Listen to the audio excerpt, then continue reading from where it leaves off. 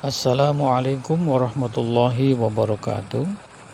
Teman-teman sekalian, hari ini saya, Mulyana, akan mempresentasikan mata kuliah Hak atas Kekayaan Intelektual atau HAKI dengan tema konsep eksklusivilitas dan korelasinya dengan pembentukan stratifikasi sosial dalam privatisasi air bersih.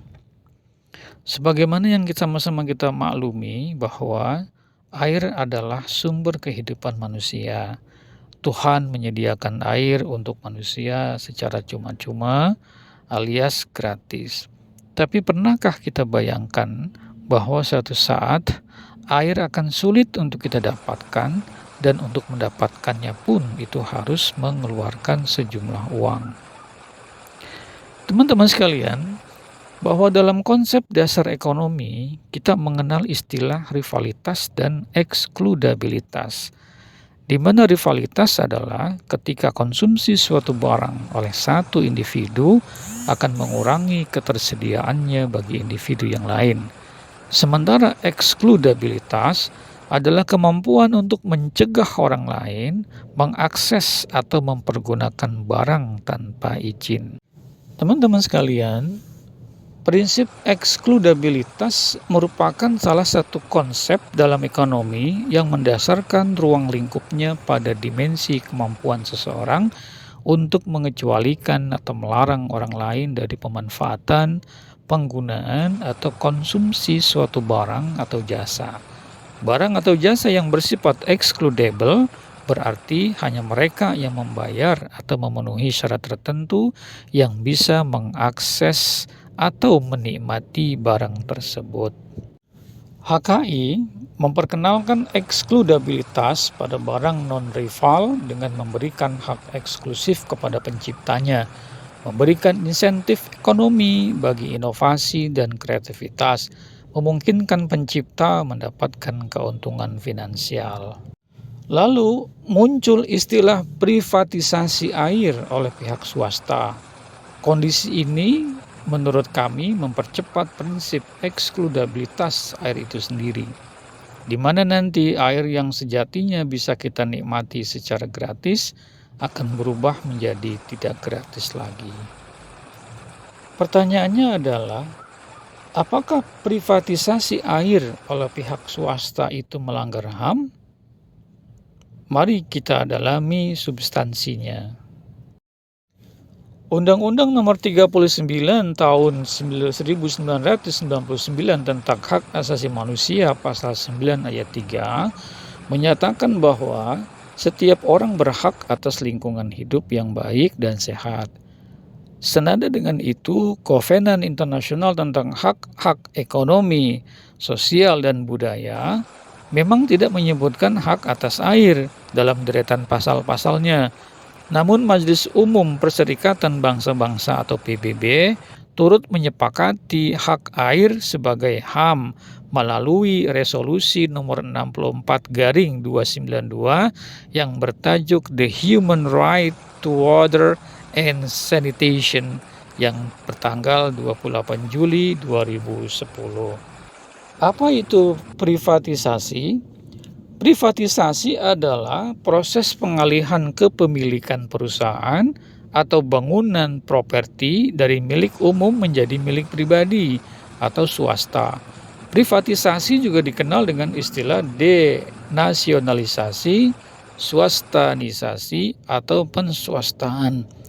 Jika air bersih diprivatisasi, artinya air akan bersifat eksklusibel dan harus membayar untuk mendapatkannya.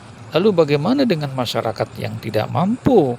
Inilah problem di mana negara harus hadir untuk mencari solusinya. Teman-teman sekalian, pada hakikatnya privatisasi air itu dilarang oleh Undang-Undang 1945 Pasal 33 Ayat 3 yang berbunyi, bumi, air, dan kekayaan yang terkandung di dalamnya dikuasai oleh negara dan dipergunakan sebesar-besarnya bagi kemakmuran rakyat. Seiring dengan itu, Pasal 7 Undang-Undang Nomor 17 Tahun 2019 pun melarang privatisasi air, di mana dijelaskan sumber daya air tidak dapat dimiliki dan atau dikuasai oleh perseorangan, kelompok masyarakat, atau badan usaha.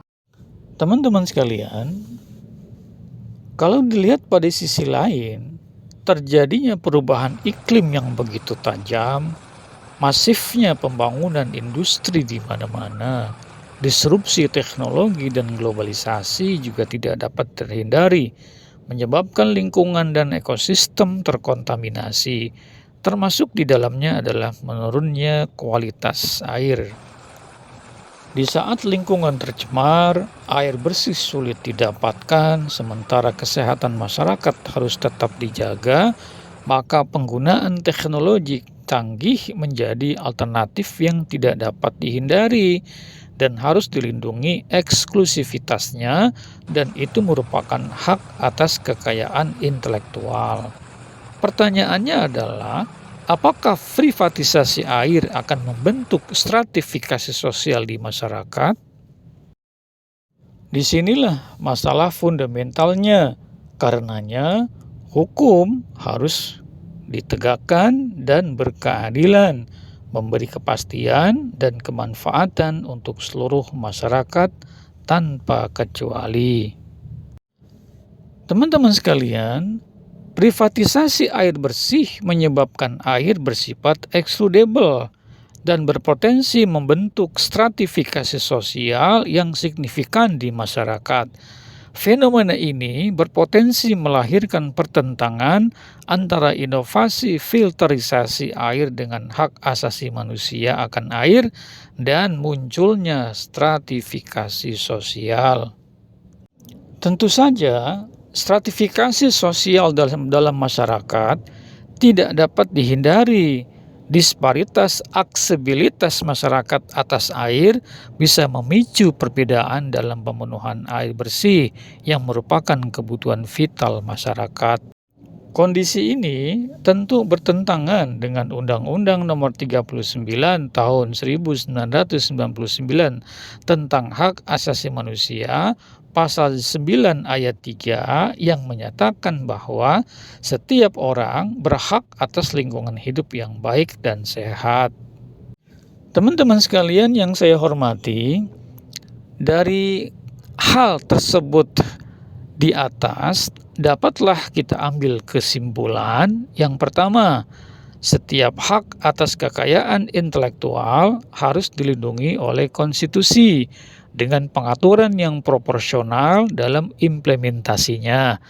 Yang kedua, hak masyarakat atas air bersih menjadi kewajiban negara mewujudkannya. Karenanya, negara harus hadir di saat rakyat kesulitan air bersih. Yang ketiga, eksplorasi air tanah dan pengelolaannya harus diatur oleh regulasi yang berkeadilan dengan mengakomodir kepentingan pemilik HKI atas pengelolaan air bersih, terpeliharanya kualitas ekosistem lingkungan, dan terjangkaunya aksesibilitas air bersih untuk warga yang tidak mampu. Syukuri nikmat Tuhan dengan menggunakan air secara bijak, karena banyak di luar sana masyarakat yang kesulitan air bersih. Demikian, sekian dan terima kasih. Wassalamualaikum warahmatullahi